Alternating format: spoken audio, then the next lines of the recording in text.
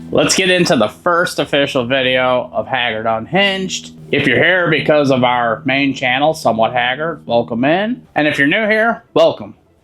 We do have another channel, Somewhat Haggard, and it's where our group of friends, we travel around the country, we go off-roading in our side-by-sides, we film a lot of shot videos right here in this garage, working on them, and that channel is going to stay that way. This channel is going to be more behind the scenes and just whatever. So I've recently quit my job to pursue content creation full-time. I am going to be working some part-time here and there to help do this because financially I was not ready for this. None of these videos are going to be about side-by-sides. You know, there might be some stuff in there, but this channel is going to be more about day-to-day with me and whatever I feel like talking about or showing you guys. But it's going to be more real-life stuff with quitting my job and doing this full-time.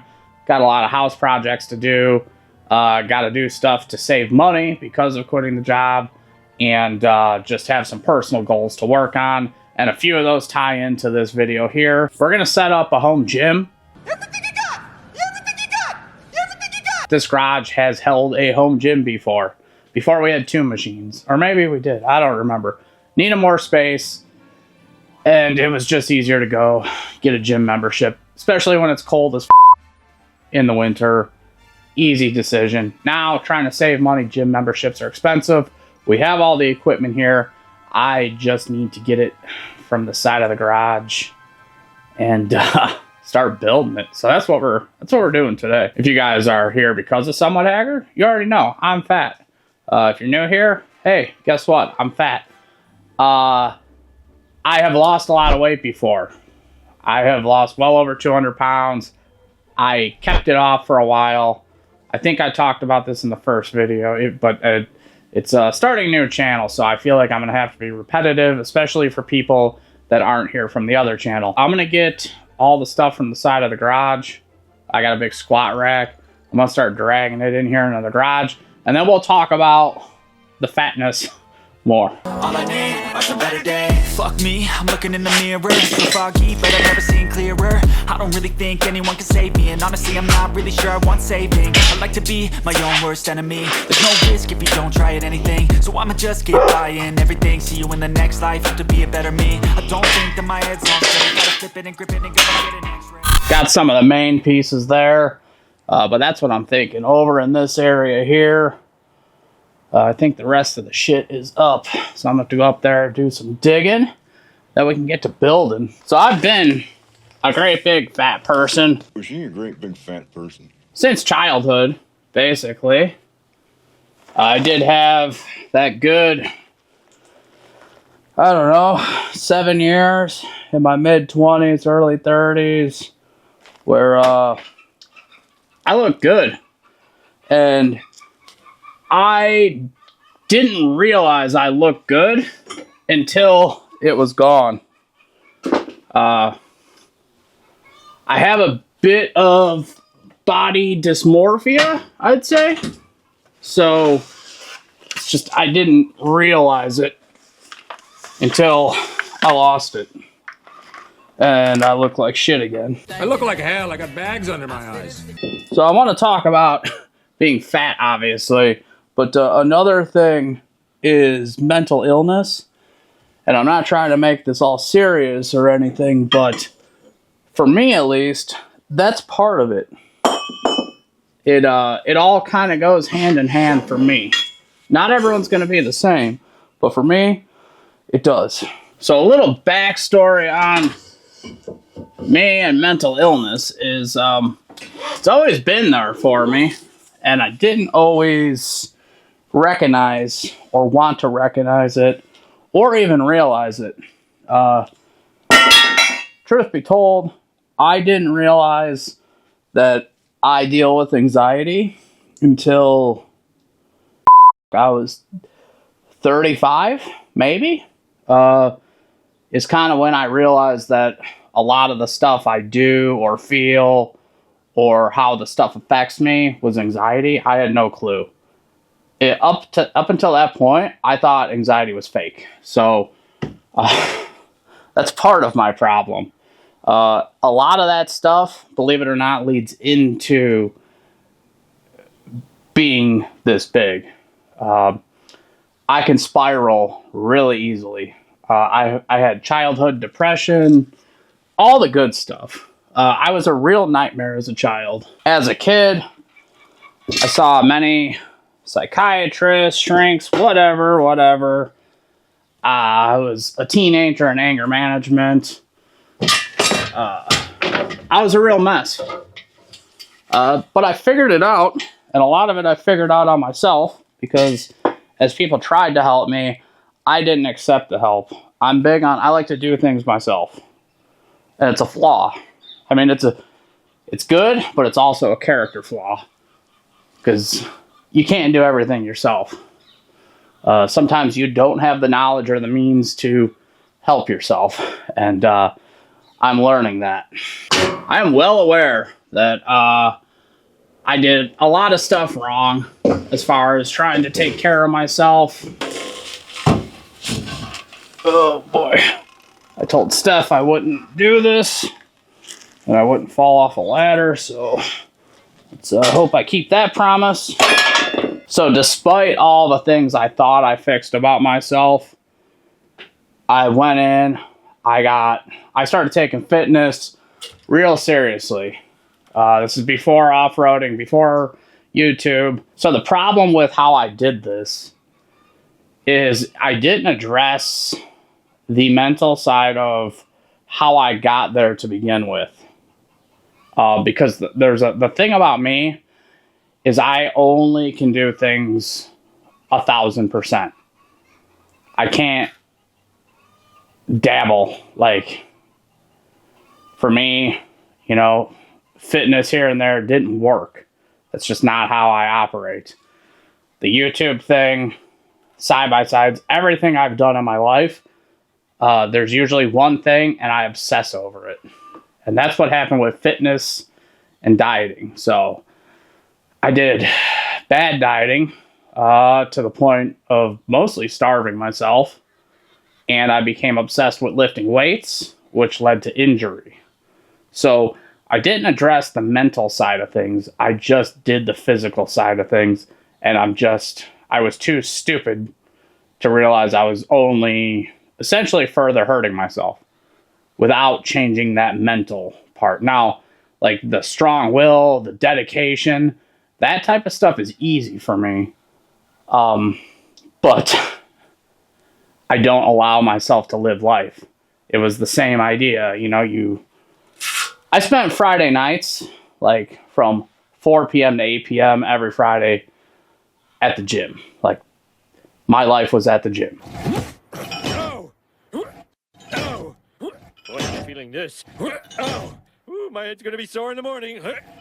Which works out great for getting in shape, but it's not a great way to live your life. That goes for anything. Like, it's good to be passionate about stuff, and I always have to obsess about something, but it's finding the balance. Because otherwise you end up right back where you started. And that's kind of what happened to me. So, to go along with everything going on in my shit show of a life, we're going to try and address the physical and the mental side of the up shit I do. And now I'm in a situation. I've fallen, and I can't get up. I still got a lot of shit up there, but I think this is enough to kind of get us started, get us to design our home gym here. I don't have room to do this in the garage, but this is a necessity going along with all the life changes. So we're going to make it work. Kind of shifted the shop part of the garage to this side. This side is more storage. And now gym. Gym, tanning, laundry. As you can see, now we're all fresh, tan, and jacked. But I got to do this in a manner where we can still get our second machine in here and then slide it out to use the gym. We're generally just kind of tight on space here because it's an oversized 2-car garage, but 2 machines, and this garage is, now it's going to be used as a gym, but it's also a shop where we work on these. It stores them. It has all our tools. It's all our parts. And it's basically a film studio because, like, right now we're filming out here. Shop videos filmed out here, so it gets a lot of use. But I think all my plates and some more bars are up there, so we'll wait till Steph gets here to get those down. Now we're going to try and kind of lay this out and start putting it together. Being fat, even as a child, it's not as simple as I spent too much time in the buffet. Clark, this is all you can eat. We only need 1 plate. Right now, I don't even eat that bad. But I overindulge. I might be good the entire week, like crazy strict, then I overindulge, which is terrible. So that's why I talk about the mental illness side of things, because it could help you understand yourself. And sometimes that's what you need to make the change.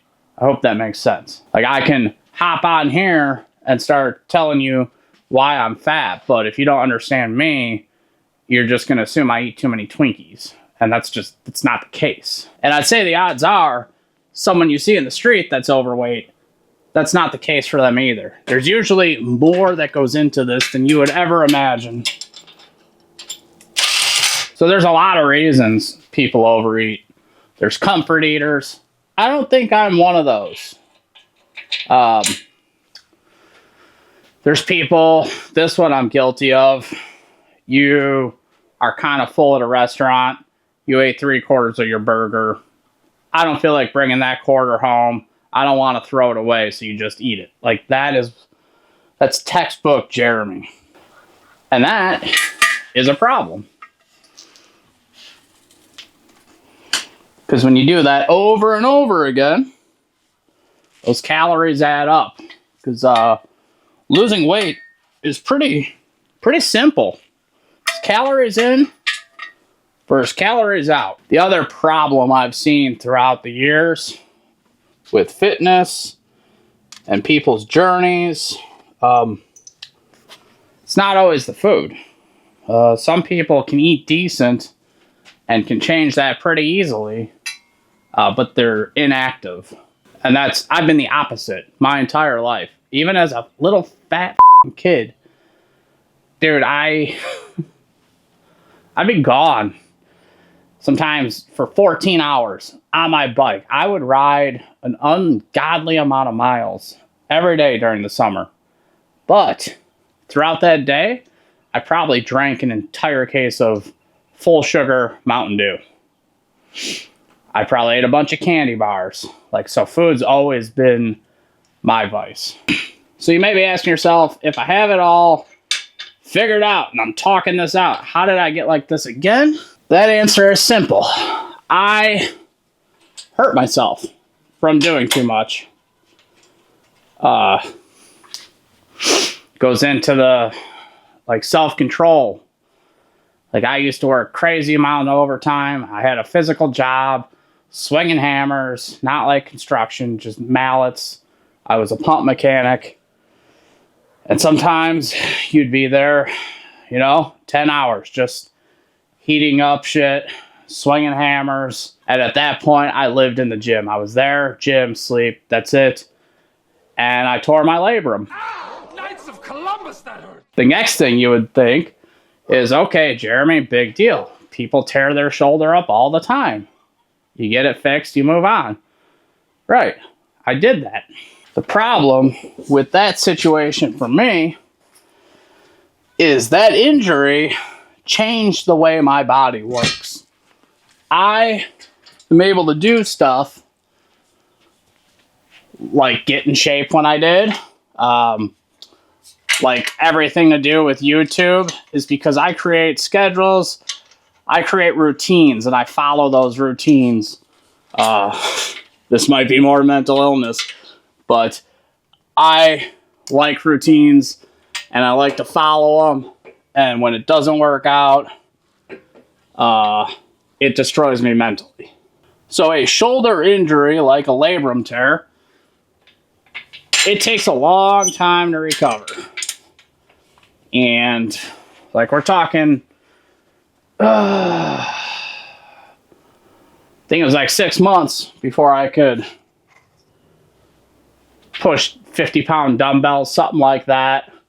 And I actually kept moving, you know, through all that. Every day I'd go walking with my sling on. Whatever the physical therapist would tell me to do, I would do it 3 times. Like, I took no days off, and they actually had to scale me back because I was doing too much. Again, a lot of that was out of frustration that my body just was not working the way that I expected it to work. All these exercises that I live by, I can no longer do, or do the way I want or the weight I want. And it kind of destroyed me mentally. Right when I thought I was getting my shit back together, and this is, I think, less than a year from my shoulder surgery, like barely even recovered. Just went back to work. I needed knee surgery. And I've been kind of ever since. Like, that took me out. Like, just from the shoulder thing, so much I couldn't do anymore. There's stuff like bench pressing I just don't do anymore. It's not worth it. You don't need it. It's hard to explain, like, how I felt mentally, but it's like you have your life and then injury took it away from me. And I spiraled mentally, which then led to less activity. For a while, I kept similar eating, but calories in versus calories out. So you can't eat like you're a religious lifter and then not lift. You're eating too much, which then makes me spiral even more because now I have a standard in my head of how I should look, how much I should lift, and I'm no longer able to be that person. And that is pretty much what did me in. I simply spiraled. Now, I have been regularly lifting weights, but if I go there and something just doesn't go right, I spiral and I leave early. I don't overcome the problem. So that's how we got here. And this is also where we change it again. So I'm going to throw you guys to a time lapse and I'm going to finish building this. And yeah, we'll see what it looks like when it's done. What's wrong with me? I just feel weight pushing on my chest and it squeezes till I suffocate. Better change my mindset, meditate. It's pretty cool that I'm alive and have better days. I could walk, see, hear, I should celebrate. Think I could change my mind, maybe elevate. Living life, every day, late at night, not okay. All I want, and I pray, all I need are some better days. Yeah, all I need are some better days. Cause all I want, and I pray, I believe in the better. Alright guys, that's about as far as I can go right now till Steph, who is my wife, in case you guys are ending up here organically. And if that's the case, I probably never even said, my name's Jeremy. Hi. So while I was doing that time lapse, I was also thinking about the stuff I've already said to you, because none of this is scripted. This is just feelings, thoughts right off the dome. And one of the key things that I want to say that that is one of the big problems I had the first time that I got in shape. Like, I am a food addict, and that's that was a big problem. Being a food addict is a big problem, but saying it, acknowledging it, knowing it, owning up to it, being accountable is something that I did not do. I just didn't eat or underate and just kept my mind focused on weight loss. Sometimes I'd be weighing myself. I had to have weighed myself 10 times in a day, multiple times before. I would not eat certain things because in my head, the scale cannot go up at all. And that's not a sustainable way to do this. That's the big thing with this, guys, is it's with anything in life. Like, if you find a way to do something and it's quick and you're like, oh, I could do this, you want to step back and think about it for a second. Is this sustainable? Just like eating nothing. That's not sustainable. Eventually, your brain will win and you will eat. And that has been part of my issue. That's because back then, I would never tell anyone that I was addicted to food. I would never say that out loud. I wouldn't even let myself think it because it's impossible because I'm not an addict. But as I got older, I'm 40 now. I'll be 41 in July. Actually, this is probably within the last 5 months where I was able to look at myself in the mirror and recognize that I am a food addict. Now that I have admitted to myself that I am a food addict, like, I look at some foods like it's drugs, like it's heroin. And I got to be careful because, again, you can fall into those old traps where this is heroin. I'm addicted to this. I got to stay away from this. The problem with food and a food addiction, and this is all stuff that I am 40 years old when I finally realized this and learned this about myself. A heroin addiction is correctable, right? You can get treatment. I'm sure there's treatment for food addiction too. But the problem with food is you have to eat food to sustain life. You don't need heroin to sustain life. I know withdrawals and all that, and you could die from that, but my point is, just in the grand scheme of things, someone just born, a little baby, does not need heroin to survive, but they need food, they need sustenance, they need nutrients, and food is where we get it. It's going to be a really fine line I got to walk as far as not letting the urges get to me to eat, but also not letting the urges to not eat get to me. Like, we need to sustain life, we need to get in better shape, but you got to find the happy medium. That's kind of the whole kind of theme with me here, as you guys might pick up on. I go too hard into one thing or one direction, and there's a lot of stuff in my life I need to find the happy medium, and this is one of them. So that's the most important thing, and I forgot to tell you guys. I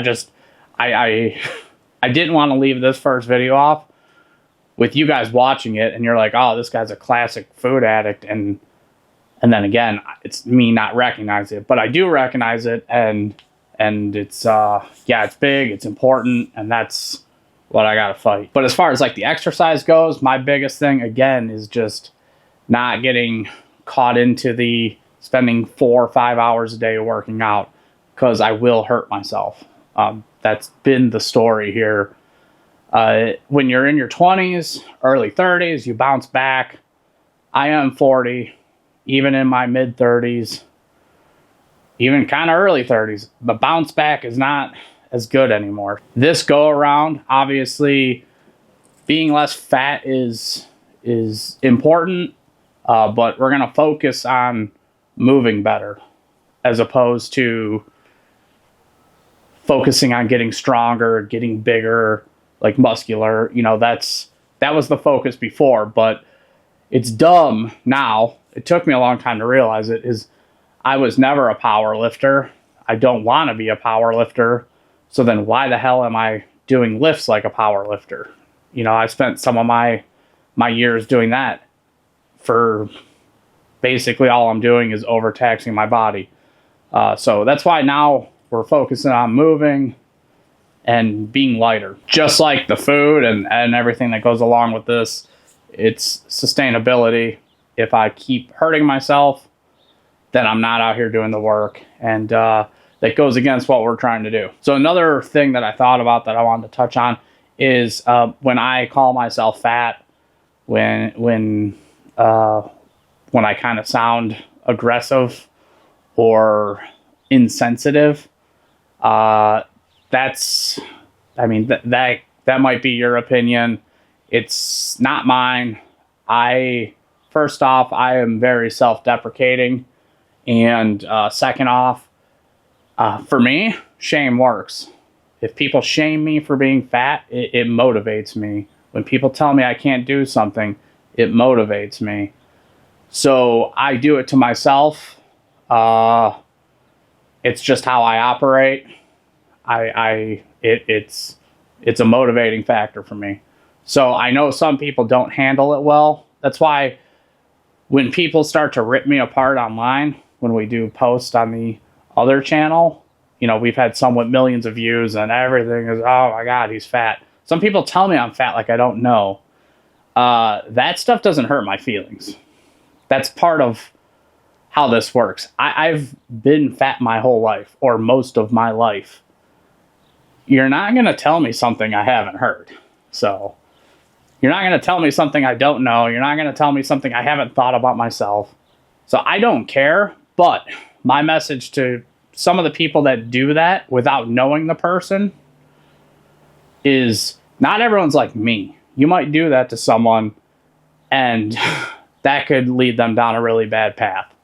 And it's not everyone has the same approach, or not everyone needs the same approach to change their life. So just think about that when you say things to people. To me, I don't care.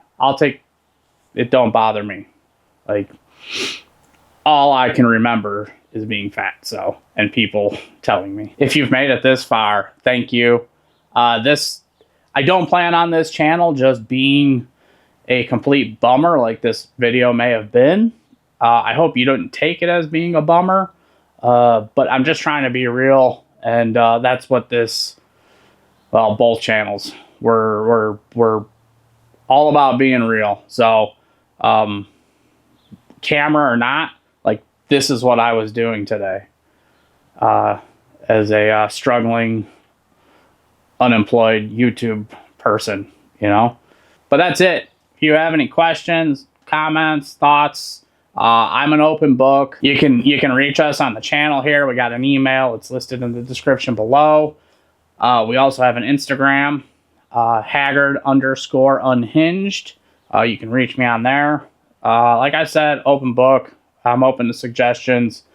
It's just these videos are gonna just kind of be real life videos, and this is what I did in real life today. So thanks for checking it out. We'll catch you on the next one. Peace.